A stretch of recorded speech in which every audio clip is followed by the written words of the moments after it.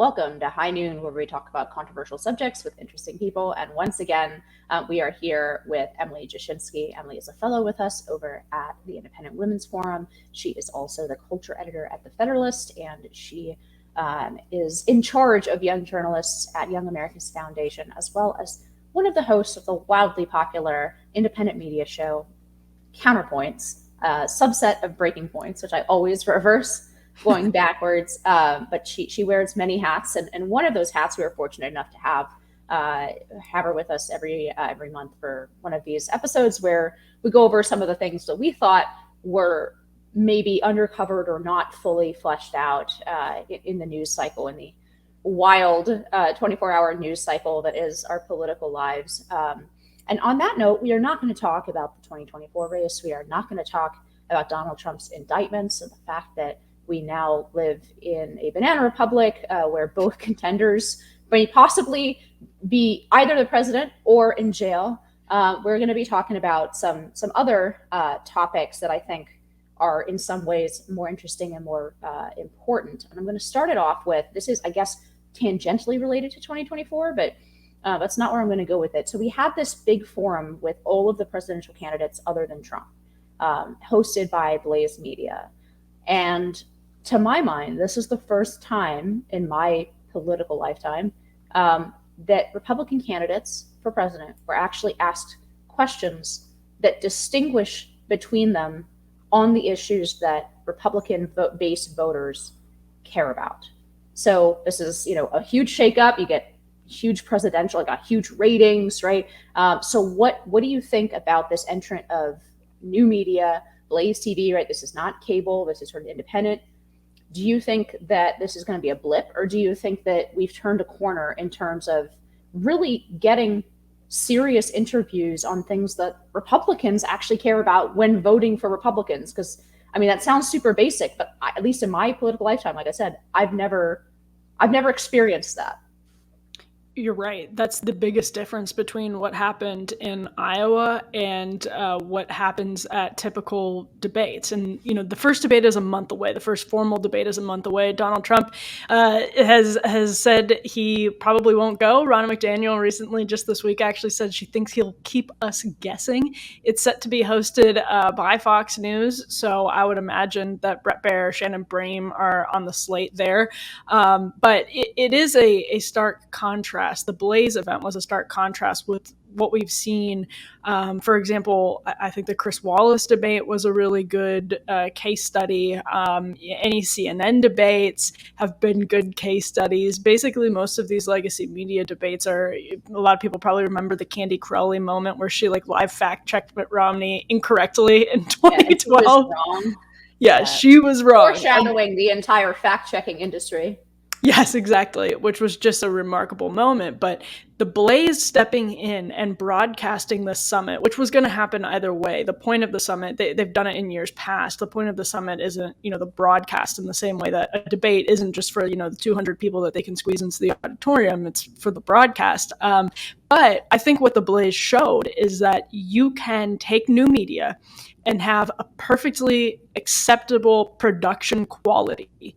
And you can get that packaged in a way where consumers are now being taught to seek out alternative media. So they kind of have the muscle memory to get on streaming. They figured that out. They know where to find things like the Blaze, like Blaze Media, and they're going to get a product that A, is better in some substance, and B, is packaged in a way that is perfectly acceptable to sort of our standards. We have such high production value where, CNN basically broadcasts from a space shuttle now. But even if you're not meeting space shuttle level production, it looks good. You don't have glitches. Sound is fine. Video is fine. Everything is in working order. And I think that's a really, really big deal for new media because not long after, actually, there's here's a quick illustration of the point. The RNC announced that the Ruthless guys would be doing, I think, like a pre-debate, either a pre or post-debate show in Milwaukee at that first debate. This was right after the Blaze Summit was successful, or the Faith and Family Summit broadcasted by the Blaze was successful. The RNC announced a partnership with Ruthless. Now, do I think Ruthless is really has their finger on the pulse of the average Republican voter? No. But I think that's probably why the RNC chose them, because the RNC wants to sort of have that happy medium between new media and populism. And that's where they landed on the Ruthless guys. But I really think the Blaze's success is it showed people in Washington and in the sort of political establishment that other people are going to step in and do this stuff, and they're going to do it competitively because the substance will be better and the packaging will be just fine. And that's going to work better for consumers as long as they're able to, log on to whatever streaming platform they need to in order to watch it. If you can do that, then you're in business. So yeah, I mean, even aside from the questions, first of all, a couple candidates got completely eviscerated by Tucker on topics, right? Exactly dividing sort of the establishment or the old way of looking at the world from the new one. And then even the commentary from Blaze Media. Oops, Emily, I lost you again. 1 second.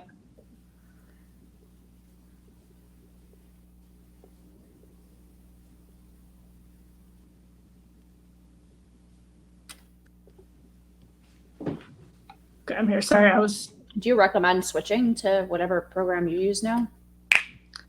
I just use Zoom now, but Zoom also sucks. So. All right. Do you have me now? Mm-hmm. And no echo. No echo. I can't. Yeah. No, it was echo. I was hearing my own voice because I think it was like coming out of your iPad. Gotcha.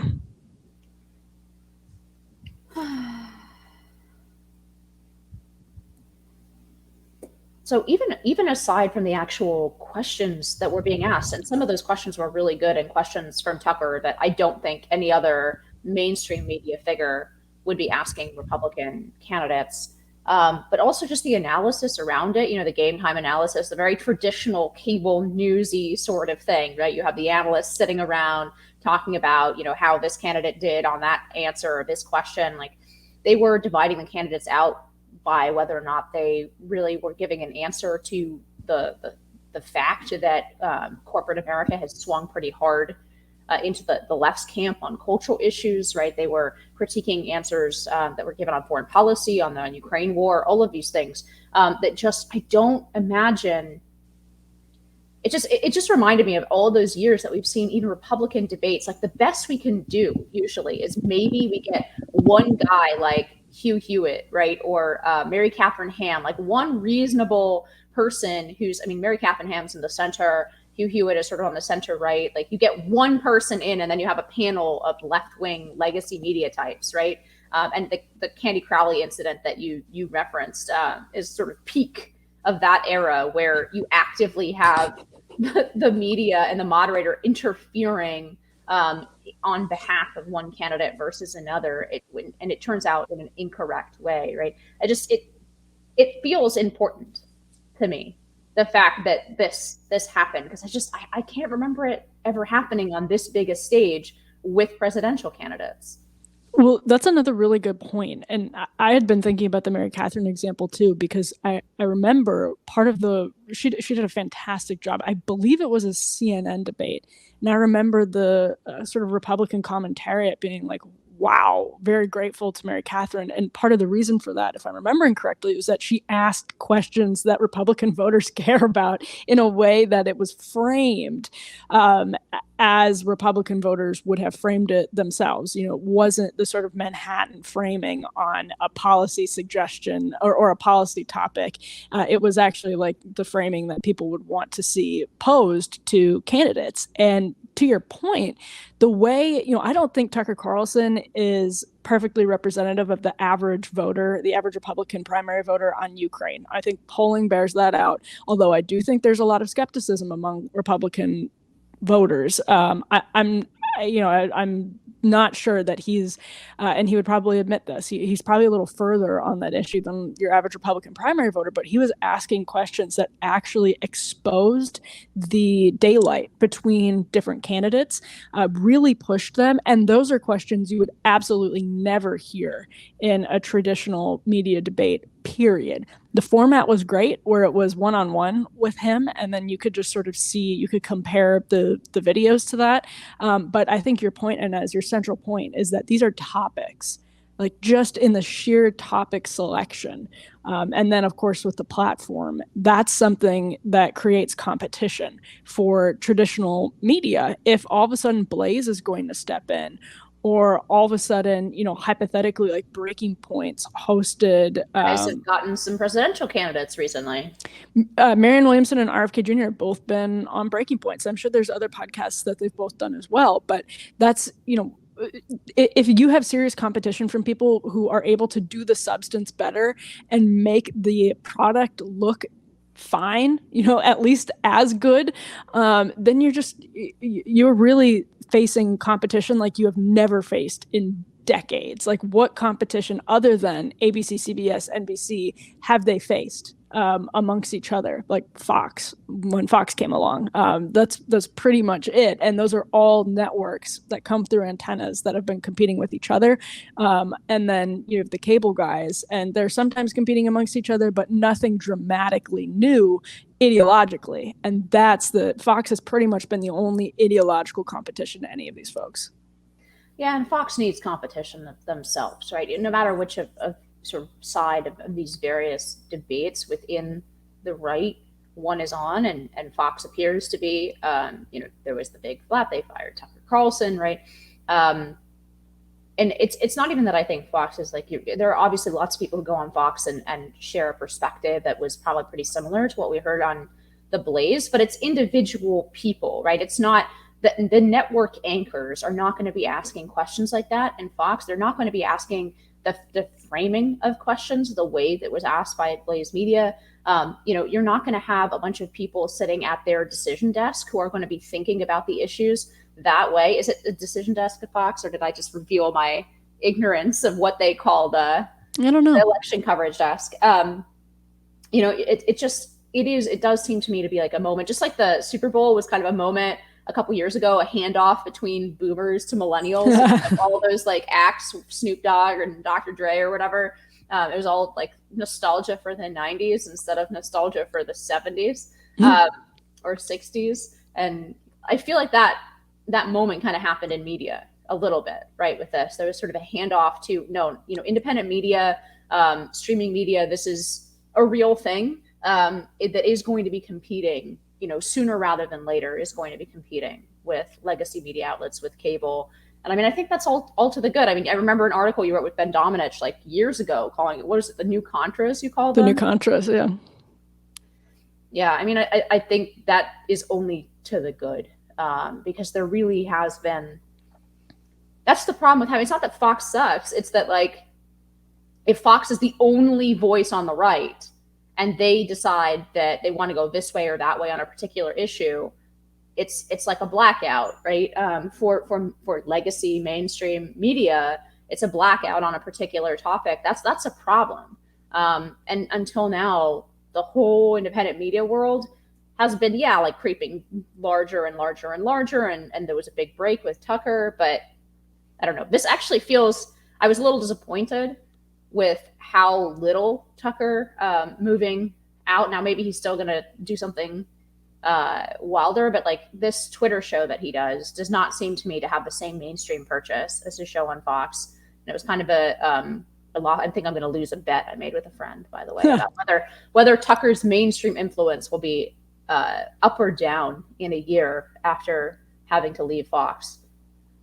So far, I have to say, down, right? So, but this is encouraging. This is another like little blip of, hey, like this media scene really could go mainstream. Yeah, I think the problem is that Twitter is not mainstream. It's really only used by a very small slice of the population. Like, I've run the numbers before. It's so tiny. What percentage of the population is a daily Twitter user? People who have Twitter accounts, that's still a small figure. But people who are using Twitter on a daily basis, it is such a small percentage of the population. And what I think Tucker is trying to do, there's also a Wall Street Journal story that he is courting donors for a big media venture, trying to start something again on his own, as he did with the Daily Caller. But for this new era post Fox, Daily Caller and Fox weren't, competing in any way. But he's looking for that right now. I guess maybe they're competing in news gathering, but I mean on the broadcast side. And so he's raising money for a new media venture. So we'll see. But I think both he and Elon Musk know, and this happened this week just with Elon rebranding Twitter to X. It's apparently, according to Walter Isaacson and some people who've studied Musk closely since the late 90s, X has always been his sort of that is his fantasy, is if he can create this company X that involves everything, finances, social media, news gathering, you can create a hyper mainstream platform, basically a one-stop shop. And Musk himself came out and said this week that Twitter, it was important for him to buy Twitter for free speech reasons, but also, and maybe he actually even had the order reversed. Basically, he exposed that his real priority was in buying Twitter was not just free speech. It was really about creating this one-stop shop platform. And so I think, that is a huge boon to independent media if it takes off. That's a huge if, of course. Who knows whether he's able to turn X into something that's more mainstream than Twitter. If he does, and you have people like Tucker sort of camped out on the platform that people are using for this variety of purposes, it's great. And it's another sort of big chip in it makes a big chip in the power of the gatekeepers. So that's a still big, like, TBD hanging over everything. But it is true that the gatekeepers are still very powerful to the point where you can't just put something on Twitter and have the exact same cache and the exact same sort of cultural penetration. Yeah. It feels like this tipping point has got to be inevitable, right? The independent media sphere is just building and building and building. And I wonder if it'll be obvious in the moment. Like, I thought that Tucker leaving might be that tipping point. I don't know that it was. I suppose the jury is still out on that one. This also felt to me like, this is a big spotlight. These are all the presidential candidates. I wish Trump had participated, forgetting for a moment about, whether he wins or loses the nomination, but it would have added to the sort of seriousness of the fact that of this showcase and made it more like impossible not to cover, right? But even without Trump, the legacy media outlets had to cover this, right? All the Republican presidential candidates answering questions. That's a must cover event.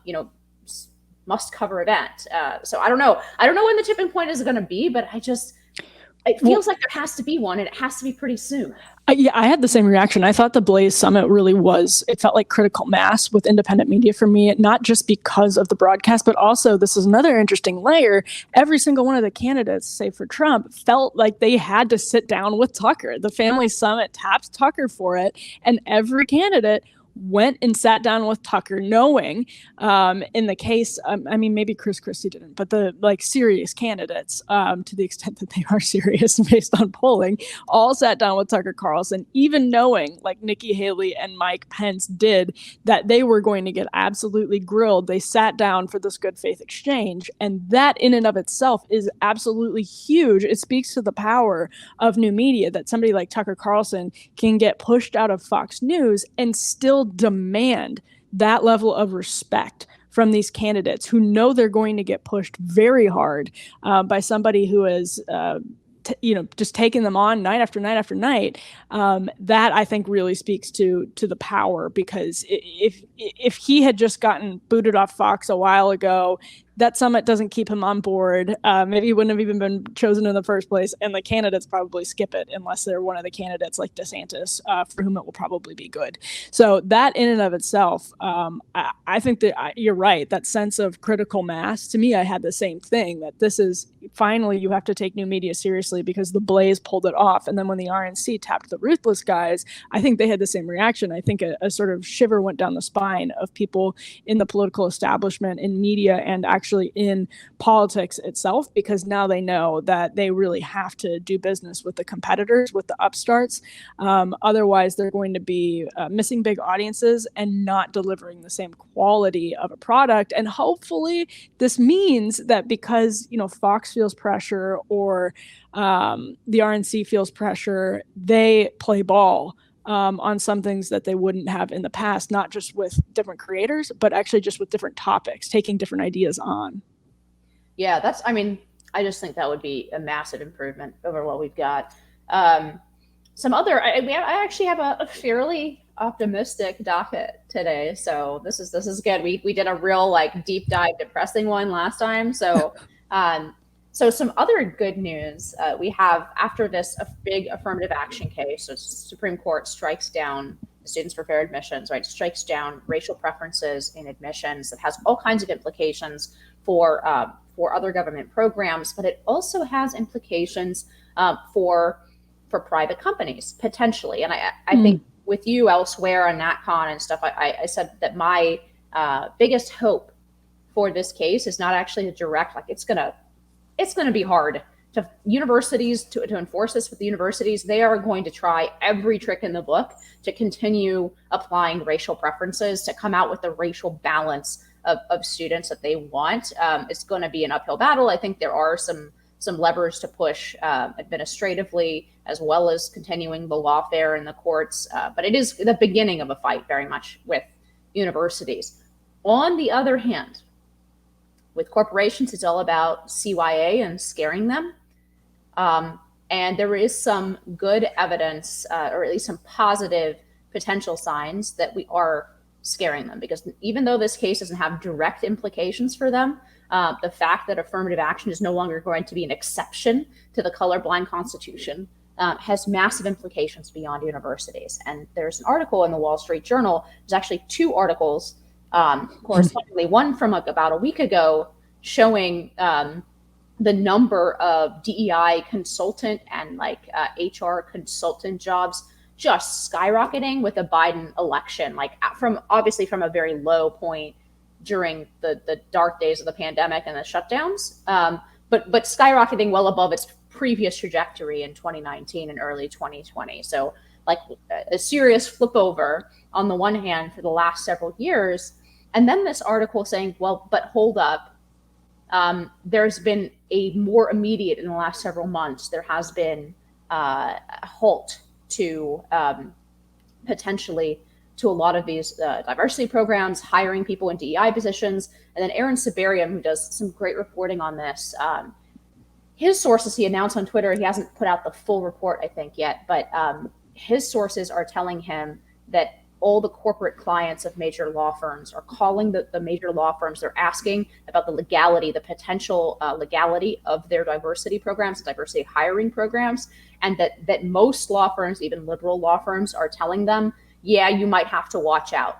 You might have to restructure these programs. You might have to get rid of them. There is potential legal liability there going forward. So I don't know, just threw a bunch of stuff at you, but what's the potential for this? I mean, to me, this would be huge, because every corporation in America right now, major corporation, is discriminating on the basis of race. They're discriminating against white male applicants, and to some extent, male Asian applicants, and in favor of Black and Hispanic, female, etc.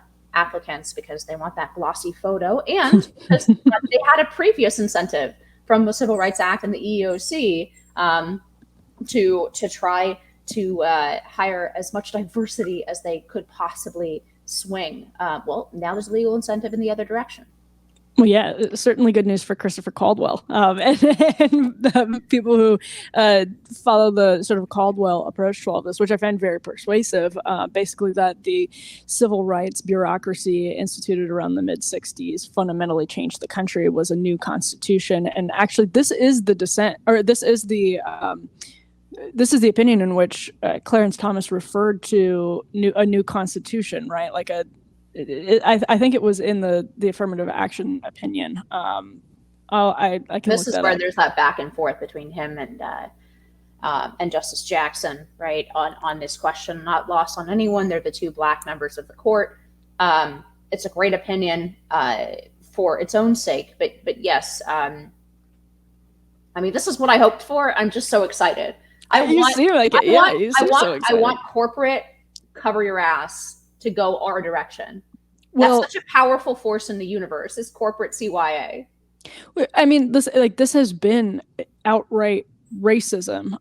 Whether or not you think the ends are good or evil, it's racial discrimination, plain and simple. And I think what Caldwell persuasively argues is that when you do have, and it felt to me when I was reading the Clarence Thomas opinion like he had read Christopher Caldwell, but the Caldwell sort of argument is that builds something completely, it reads entirely new things into the Constitution that fundamentally changed the Constitution. And I completely agree with that. And actually, this is a question I wanted to turn around to you, Inez, is if you are, not you personally, but the hypothetical you are sitting in a corporate boardroom looking over your diversity policies, what is it in the affirmative action decision that starts to feel like a legal liability for you? Is it that it opens the gate to potential lawsuits? Is it that because the Supreme Court has come to a consensus on this definition meeting racism or racial discrimination, the definition of racial preferences finally meeting the definition of racial discrimination as the court found it did, is that what would get someone nervous in the sort of C-suite as they're looking at potential challenges? Among other things, right? So the 14th Amendment applies to state action. So it applies to everything the government does or everything the government funds, which, of course, as you know, the lines between public and private are excessively blurred, let's say. And there's a huge amount of like money changing hands and a huge number of projects that are publicly funded but privately executed, right? So that itself is a pretty big sphere of things. And there's also, it forbids the government to forbids the government from contracting with anyone who, violates, anti-discrimination provisions. But then there's also a lot of cross-pollination in terms of, theoretically under the Civil Rights Act, right, the similar language about discrimination as the 14th Amendment, and like theoretically, and sometimes indeed there are two different interpretations, right? There's no necessity that those two become an identity, right? In other words, that the 14th Amendment means the Civil Rights Act and vice versa. The Civil Rights Act goes further in some cases, but there is a lot of cross-pollination of legal concepts involved, right? So like a lot of the same legal terms, buzzwords go back and forth. Some apply in one and not the other, but there is a lot of cross-pollination and a lot of the reasoning tends to flip over. And of course, a statute can't violate the Constitution, right? So, if, for example, the justices found that some provisions from the 1990s of the Civil Rights Act, read in the way we have been reading them since the 1990s, violate this interpretation of the 14th Amendment, well, then those provisions will have to be narrowed in terms of their interpretation. I doubt they'll be struck down, but they won't be able to be used in the same way. There's a lot of different ways in which you can kind of follow the legal rabbit trail and through a series of hypothetical cases and end up with, this corporate program that very explicitly grants benefits to one race as opposed to another in terms of applicants, right? You could easily see that legal reasoning ending up. And apparently that's what major law firms are telling their clients. At least a large number of them are telling their corporate clients, look, this is not something that's happening tomorrow, but that, if you want to avoid any possibility of being sued, over this, then you should start to wind down these programs. And so we'll see if that's what they do. We'll see who wins out. The stuff we're always talking about the college grad culture revolutionaries, the sort of professional class that makes up a lot of the workforce of these corporations, they're going to have very strong things to say about this, one imagines. But if the general counsel or the law firm on hire is saying you can't do this without major risk of lawsuit, there are going to be a lot of corporations that go the other way. At least that's what I hope. I think that's my worry ahead. There was a journal story. It may have actually even been one of the ones that you were talking about, where they said DEI, and we've seen this reported elsewhere, DEI positions exploded in 2020. I think they increased, like DEI listings increased by 55%, something like that in 2020. And they have been hit particularly hard in layoffs during this Biden economy, or this moment in the Biden economy. And I saw a lot of people cheering that. I get that. I mean, I think it's possible that certain corporations that realize the sort of DEI agenda is a consumer vulnerability to them, B, a legal vulnerability to them, and C, financially excessive. I get that. I think there are probably some smart people who have come around to that and who have sort of seen the excesses of the DEI agenda and recognized that it is problematic. On the other hand, the point you always make is constantly ringing in my head about how we have educated a generation of people, some of whom are not yet in the workforce, other of whom are way down on the totem pole or not yet in positions of power, who likely will not be moved on these issues because it is the roots of their worldview. They've been taught that truth is relative, America is bad, gender is fluid, et cetera, and those are very, very, very difficult opinions to fundamentally change. And so when you have that sort of waiting in the warming up in the bullpen, I also suspect that what they're doing is really rebranding some of this stuff, like Larry Fink no longer saying ESG.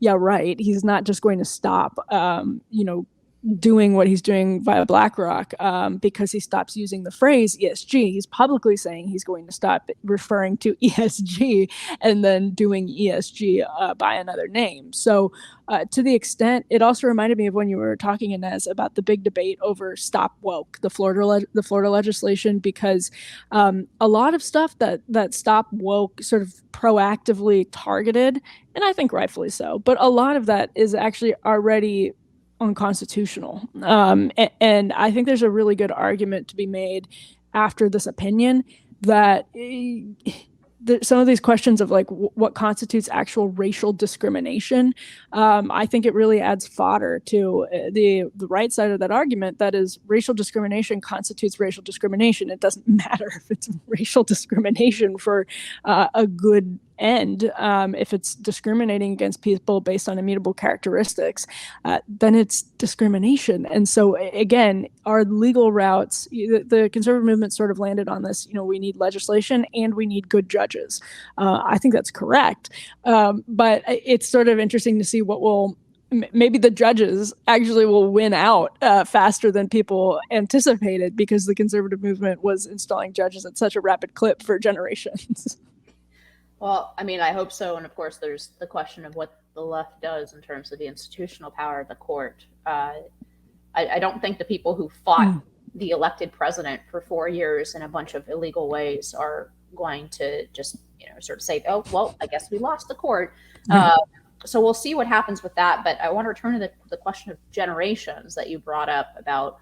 So let's talk about the Gen Z folks who are graduating into these institutions. There's these corporate corporate jobs. There's this great sort of, I guess, meme or phrase now. The new trending phrase is lazy girl jobs. And so that there's a Vogue piece about this. There's a Wall Street Journal piece, condemning it.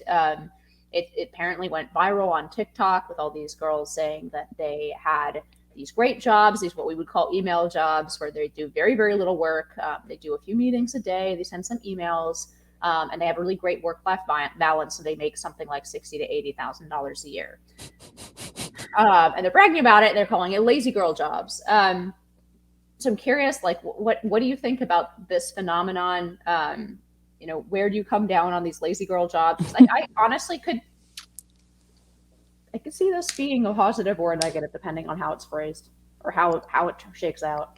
You're totally right. I'm with you on that completely. I think the American work ethic has created like untold prosperity. There's no question about it. But I also think, especially the way that it's been pushed onto women, is not.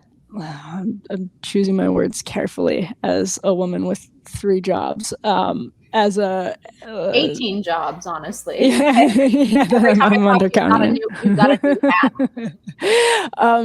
No, I mean, I think so. Personally, I've always seen myself as like a fundamentally lazy person. Like, I don't believe that you should be like destroying yourself, working yourself to the bones. Like I always like took shortcuts on my homework. Whatever I can do. Like if I were in school with ChatGPT, Lord only knows what I would have actually learned. But on the other hand, obviously there's a lot of dignity in hard work, and to your point.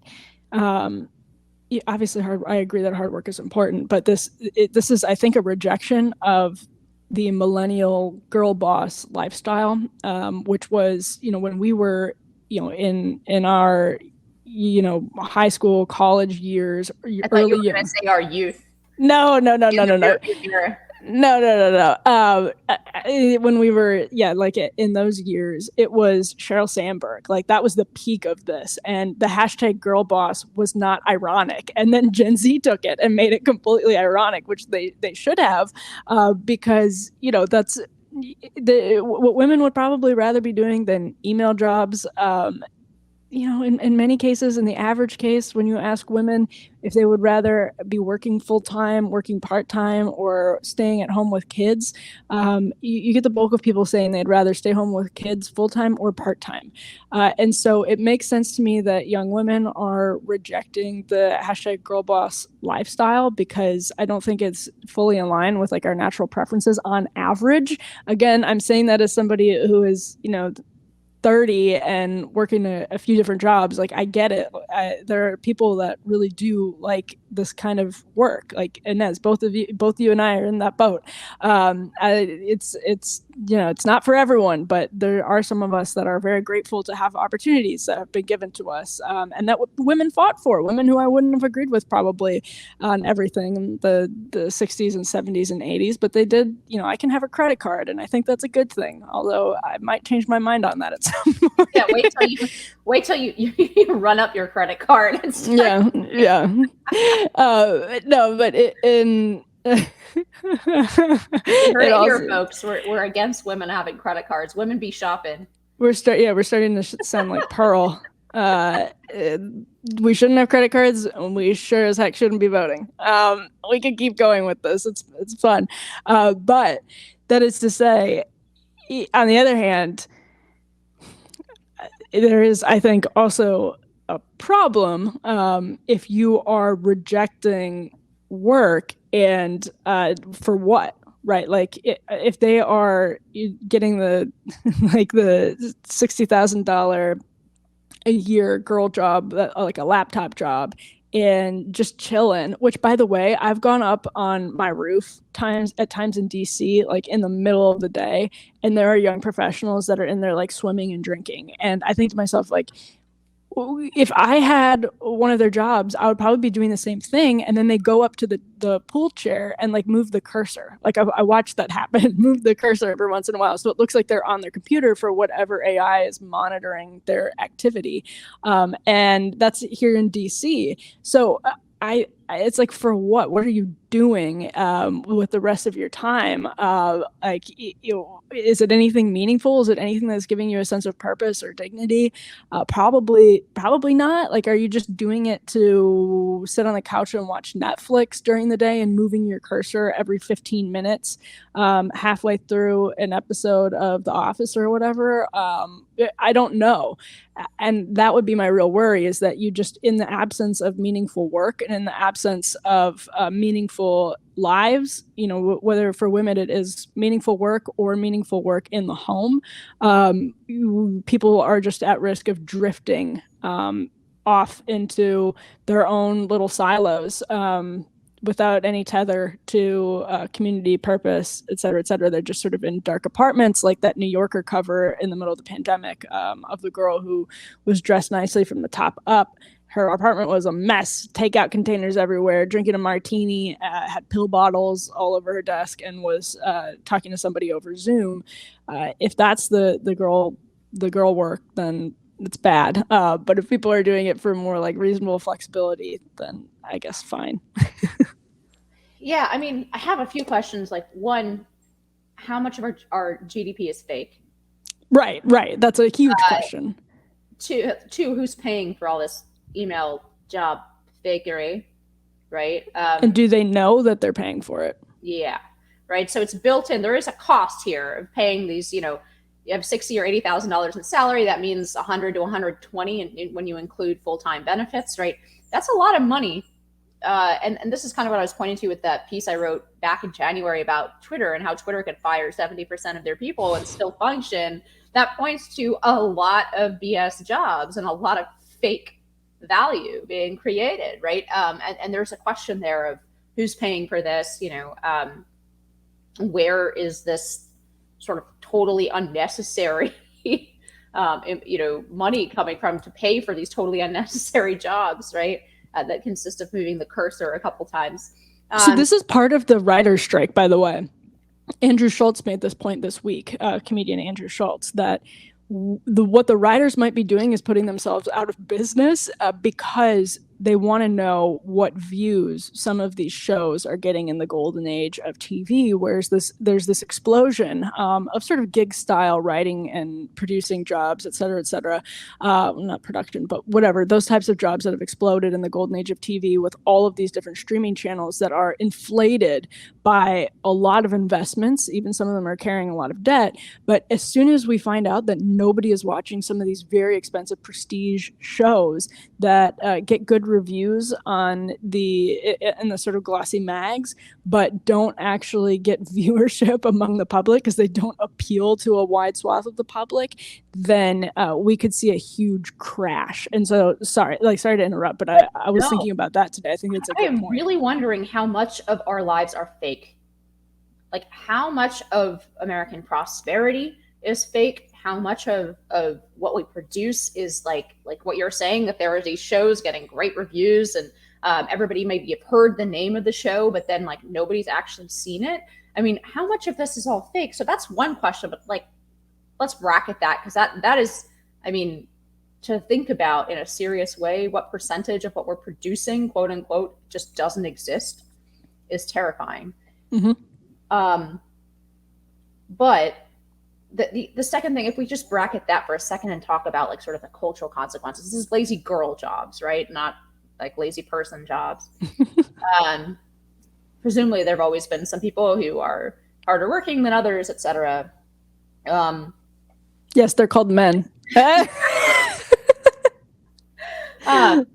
really makes me wonder though, this is another ill response the way that Me Too was, like, to a real problem, where I keep wondering if instead of these hard truths breaking through, so I think it's a really positive thing if we're talking about the fact that, women maybe have a very different life trajectory, career balance, all of those things than men for all of these biological reasons, both in terms of finding a husband and starting a family. They have different time scale than men do for that. But also just in terms of psychological traits and what makes people happy or feel fulfilled.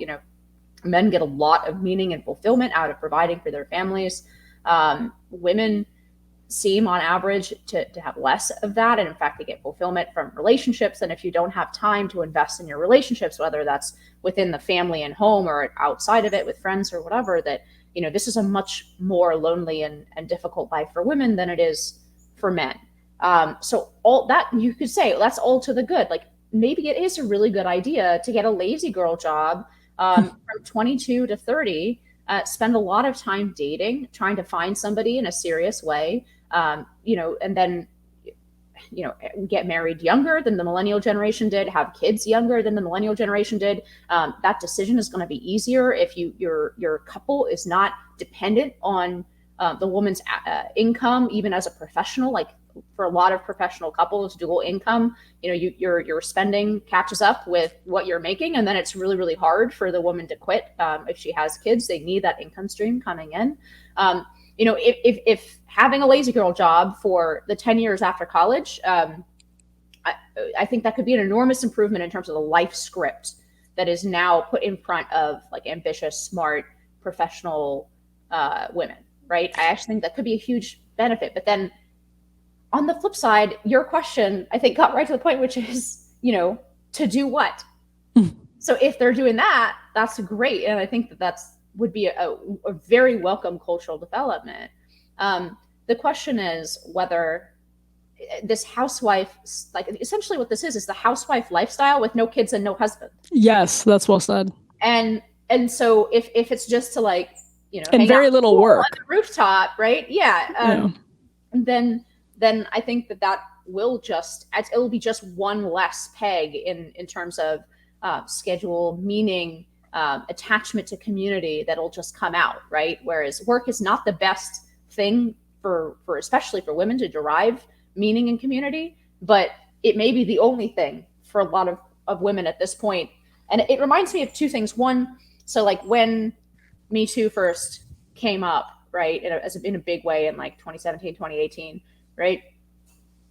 You could see how it was a feminine response to a very liberal sexual culture, and to natural women's experiences within that sexual culture. But the only way that our society could deal with it was to put it in this, to stretch the concept of consent, right? To stretch the concept of harassment, to expand it way beyond what everyone sort of agrees is should be illegal and bad, into, well, I didn't feel good about the sex that I had last night. Mm-hmm. Right? I didn't feel good about how the guy behaved to me during or after. And it was an expression of very real sort of feelings that I think were valid and had good reason, but then just like projected into this legalistic system that became a total like tyrannical minefield, right, for men. And I wonder if in the same way, these impulses like that girl bossing is not as satisfying a life as it was presented to millennials as. Mm-hmm. That's very real, but then it could pop up over here and okay, well then if the new solution is, well, you're not going to work 50 or 60 or 70 hours a week, you're going to work 10 hours a week and spend the rest of the time by the pool, then that's not going to solve the fundamental meaning problem, even though it's a response to something real. So that's kind of what I would worry about this. Especially with friendship in decline, with the dating and sexual market being so much of a mess, the apps and everything else, and everybody's lives going digital. I mean, does this not just make us more pod people with pools? Yeah. Well, and most people aren't pod people with pools. There are a lot of them out there, but I think back to being young and hearing ad nauseum, love what you do and you'll never work a day in your life, which seemed like an old adage at that point to me because it was being transmitted from wiser people. But except for the very upper echelons of Western society, that has basically never been an option. That has not been a truism, because you would have to love like subsistence living, which I'm sure many people did love, or in the industrial period, you would have to love like bottling things or working on an assembly line. And again, like I'm sure some people loved that, and I imagine people definitely found meaning in that because they had great relationships at work, and it helped them provide for their families. And in Marco Rubio's book, he writes about how his mom worked in a factory and loved it because it was stamped with the brand of the company that she worked for, and she was so proud of it. Every time, I think it was furniture, you saw that furniture at someone's house, you knew that went through your factory, that came from your company. So again, like it's just, that's not what's happening now. People are stamping like random, I don't know, like what, PowerPoints like, and for their, it's mine. There are many like it, but this one is mine. Yeah, again, like, listen, I think there's meaning in some of the jobs. Like, we're not talking about everything, but there is something very, very different about an economy that is you're contributing less and less to the physical manufacturing of things in your community or in your country. So yeah, like that's different in and of itself. And I also think the original girl boss hashtag, the Sheryl Sandberg era, was very much fixated on women finding purpose and meaning in work outside the home. That this is not just an acceptable sphere in which women should find meaning, but it is an important one. And that, I think, is what's being rejected. And it gets to this weird, I don't know what to say, but it reminds me of Marx. It reminds of like reading poetry in the fishing in the morning and reading poetry in the afternoon, whatever the order is of those things. Like, it's this weird thing where you're fleecing a multi-million-dollar corporation, or you're contributing to their bottom line just very, and very small, in a very, very small way that you're overcompensated for, and getting to do whatever the heck you want. And what are you choosing to do with your time? I mean, humans without that structure, what are we going to choose to do with our time? We'll probably get a slow buzz on at a pool, and then sleep for the afternoon and send a couple emails in between. I don't know. I mean, I feel like we could talk about this for a whole episode, and it's just hard because it's obviously not everyone. But there is, like, the laptop class is going in a direction that I think it makes sense women are rejecting in unhealthy ways.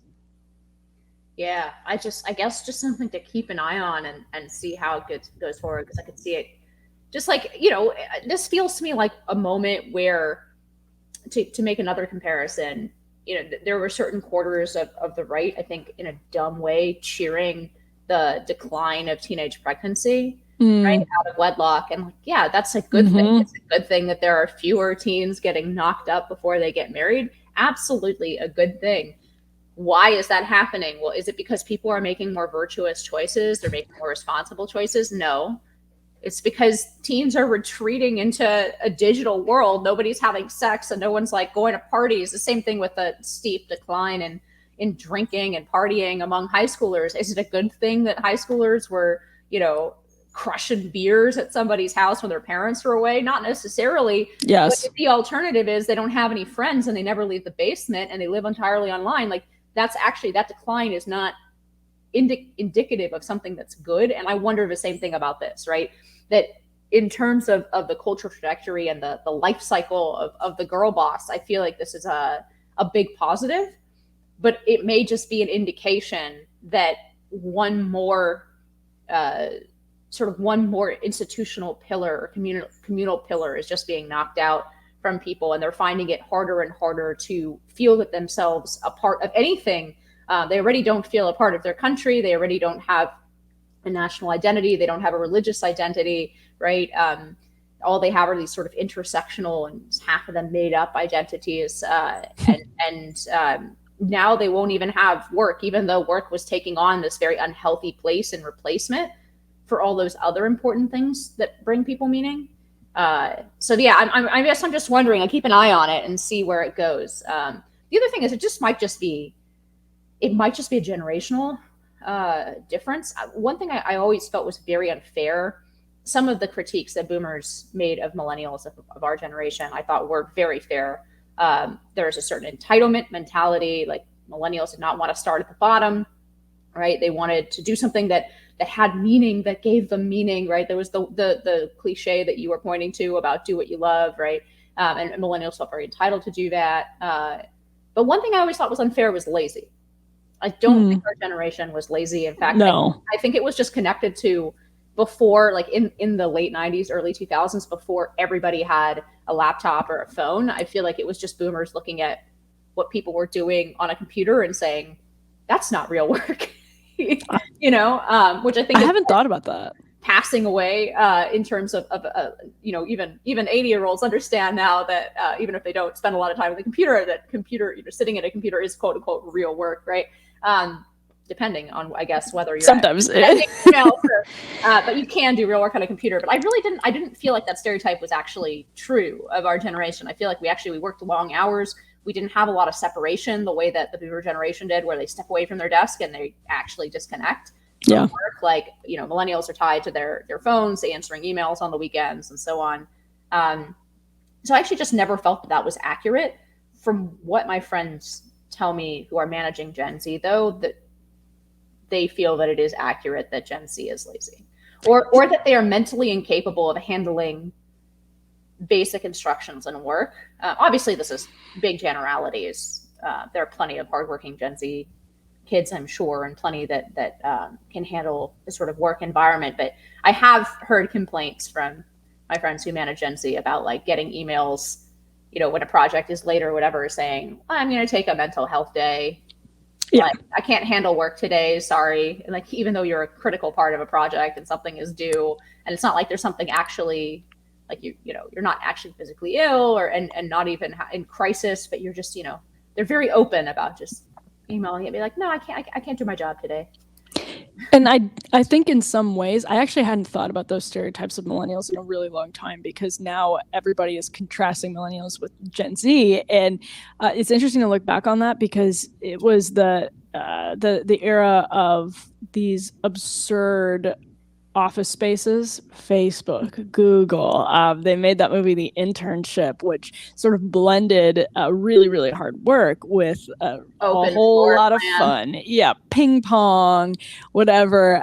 And yeah, the computer stuff, all of that, like, gave this. And I do think some millennials really did check out of the economy in 2008 and maybe haven't quite checked all the way back in. So I think all of that's like sort of, and there was Occupy Wall Street, contributed to this idea of millennials, that it was in some ways only representative of a small slice of millennials, a very loud and politically active slice of millennials, but a small slice nonetheless. And it's another reason I think I'm tempted to see the girl job as a good lazy thing. Lazy girl job as a good thing. I like how I just acted as though it was redundant and just shortened it unintentionally to girl job.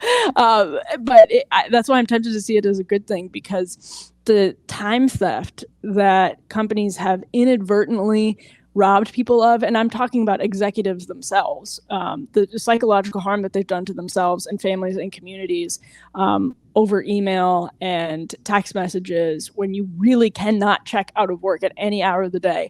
In a lot of jobs, even if let's say you work at a Starbucks, like, you probably are going to keep checking your phone if you're worried that someone needs you to pick up a shift. These things just happen. Like, there are reasons for us to constantly be tethered to our phones, no matter what kind of work we do, for professional purposes. That's not even to talk about the personal reasons, but just for professional reasons. And so I understand it. And I think Gen Z, being perhaps a bit lazier, and a word that I would use is maybe entitled, comes from partially the psychological lack of distance between personal and professional, where if you're growing up and your schoolwork looks like emails, and then your real work looks like emails, and your personal life looks like emails, or your personal life looks like text messages, and then your work life looks like text messages, which a lot of workplaces conduct business over text message now because it's easy. Channel or whatever. Right. And then it's just like, whoa, okay, I like, you don't know what to do. You don't know what you're not punching a clock in so many cases. And it's psychologically not an easy sort of wall to build. Yeah, I mean, I take your point, and it's a good one, which is that, like, if you're expected to always be on, then, maybe they're just more assertive than millennials about saying, well, like, I'm just not available today because I've been quote unquote on for, I'm on 24/7. So anytime that I need some downtime, I just like email back and say, nope, I'm taking a me day today or whatever. So it's a good point. It's worth considering. Before I let you go, since you are the culture editor, So we have Barbenheimer or whatever. It was huge box office weekend for these two movies. The biggest, I guess, in recent history, at least since 2019. This is an industry that was fading and people, having difficulty getting people back to the theaters after the pandemic. In part, I mean, I would argue in part because what's on offer was so appallingly bad. But this seems to have brought everybody out of the woodwork. Have you seen either of these movies, by the way? I haven't seen either of them. I saw a movie a couple of weeks before. I do go to a lot of movies, but I haven't had a chance to see either of these yet. I'm amazed by the people who did both in one sitting. That is just an incredible psychological feat to go from one movie to the other and to stay in these theaters and the condition that they're in. David Marcus had a nice Daily Mail piece on the condition that theaters are in now for that long of a time. Like, listen, there's no way that I could do that. So God bless you. But the monologue that I did on Barbenheimer for Counterpoints was the sort of joke is these things are so completely different. And that's why it's funny. They're playing on the same day. Like, one is very masculine and serious. One is very feminine and kind of trivial, or seen that way, at least, even though like Barbie, from all accounts, and Greta Gerwig's account, etc., is not trivial. It's supposed to be something deeper. And there's a raging debate in the conservative media right now as to whether it's really deeper or if it's just sort of woke pablum that we needn't get into, having not seen the movie. But I do think it's funny that we think of these things as so different, because Barbie was part of this like post-World War II plastics revolution. Actually manufactured, the first Barbie was manufactured in Japan in 1959 as it was sort of clawing out of the hole, the post-World War II hole, and without sort of American hegemony and American power in the Middle East. This, like the plastic revolution, the plastic boom that fundamentally changed human life. If you look around yourself, like there are so many things that are made possible because of plastic, and so many things that were just made cheaper because of plastic or whatever it is. It completely changed human life. That's because of Oppenheimer. Like, there's a real argument that Oppenheimer brought us mass plastics, and who knows what would have happened, if America doesn't, it goes beyond saber rattling and is not the first country to use the nuclear weapon. I don't know what happens, but it seems pretty clear that our decision to do that, which then sort of cemented American victory, that it ushered in a new era, not just of prosperity in the West, but also of plastics. And Barbie is a huge part of it. Just something that it's so silly. People had dolls before; they were mostly wood, but here you have the ability to take oil from Saudi Arabia and in Japan, turn it into a doll, and then ship it back en masse to the United States in all of these different varieties. It's very, very new in the scope of human history, and it's very much a post-Oppenheimer event. I'm also just glad to see another death rattle of the monoculture. I think, probably once a year in the future, we'll have some type of monocultural experience, and we're still getting a few of them every year now. Super Bowl. So for people who haven't heard that term before, like me, I assume you mean a cultural moment that has broad and mass appeal, where people from very different sort of spheres of life or background and who would normally not be interacting with the same media are all focused in on. Because you're right, this is maybe the biggest since, I don't know, Game of Thrones maybe was the last thing that like everyone, even if you hadn't watched it, people were talking about it. Everyone sort of knew that it was of the moment, right? Yeah, exactly. It's, you get a huge percentage of the country watching the Super Bowl every year. Like it's a majority of the country watches the Super Bowl every year. But it actually we used to have those on an almost nightly basis. And especially in our communities, so baseball games, football games, whatever. But when there was more choice than just CBS, ABC, NBC, we stopped watching, the same shows, and we got really splintered into silos. And then when the internet came along, we weren't all reading the local paper.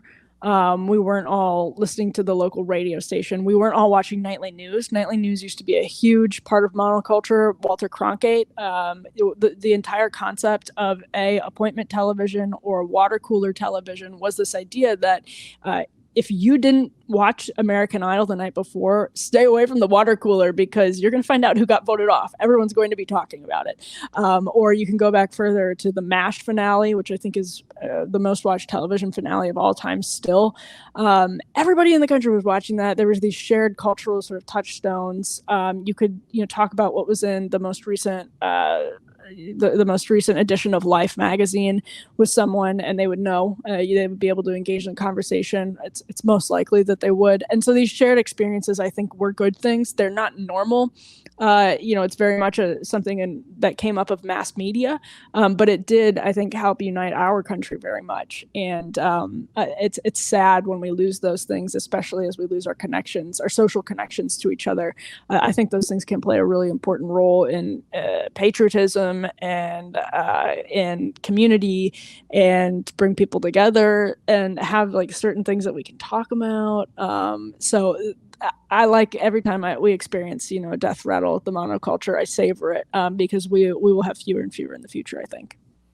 Yeah, that's a really good point. I guess two good points. One, that this mass production culture, both literally with the plastic Barbie and with our enormous cultural influence around the world in terms of American television, starting in the golden age of Hollywood, just and after World War II. I mean, American pop culture conquered the world. And I mean, people laughed about the Cold War. They hate our freedoms, right? No, in the Middle East, they hate our freedoms. I think it was something quite concrete. It was that American culture became unavoidable. Every corner of the world, right? To the point where, the guys in the Taliban are worried about their daughters listening to American music and watching American TV shows, right? It became so ubiquitous in the world. So it's been a huge part of our cultural success, I think. Also, potentially a huge negative if America goes bad. But leaving that aside for a moment, the depressing possibility of becoming an evil empire. Also, just you're right. I mean, about this mono. I've never heard this word before, monoculture, but it really is true. I mean, think about like the Ali fights, right? Muhammad Ali fights. These yes, pop culture moments were common in a particular sort of period of time, really starting in the 40s and 50s in America. The sort of peak pop and mass culture probably ends in the peak of it ends in like the 80s and the 90s and the early 2000s. And after that, with the internet, you really do get, on the one hand, you get people being able to connect with each other over minute sub interests of theirs. You get the explosion of countercultures, right? But on the other hand, there's not really so much of any mainstream pop culture anymore to be a countercultural force too, right? We have lost any of those common cultural reference points where, like, I don't know, Friends or even Sex and the City became that kind of cultural flashpoint in the 90s, late 90s, right? Like these shows that people, as you say, would talk about at work. You could there were holdouts, but you could assume that everyone had either seen it or they were going to see it, or they had some particular reason for not wanting or not being interested in it and wanting to see it, but they would be very aware of what it was, and they would know what you were talking about when you talked about the show. We have fewer and fewer of those things, and this does feel like that. It feels like Top Gun too. Yeah, everyone is talking about these two movies. They're making jokes about it. Even people who haven't seen them yet, they're either planning to. Which one are they going to see? They're going to go both. People dressing up on Instagram and everything. So you're right. Let's I guess enjoy the monoculture moment, even if it comes at woke Barbie expense. All right, you're too optimistic these days, Inez. It's has me worried. Upbeat show. Generally, we're going to scare corporations. DEI people are being fired. We got Jashinsky running away from girl bossism, and we got Oppenheimer. I did see Oppenheimer, by the way. I thought it was quite good. You did? Okay, good. I thought it was good. I think it was interesting because obviously Oppenheimer was very sympathetic to left-wing causes and all kinds of accusations about his communist connections and so forth. The movie definitely plays into a idea of the McCarthy era as the big bad evil. But nevertheless, like a well-written movie, well-acted movie, great soundtrack,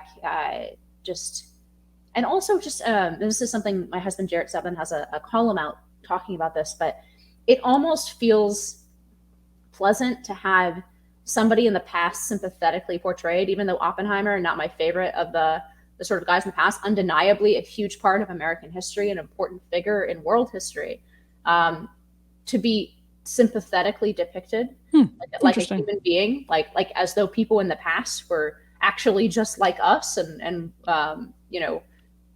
discovering new technologies, weighing moral consequences, just like us, that we are not so, in fact, morally superior to people in the past. I thought that it did that really well.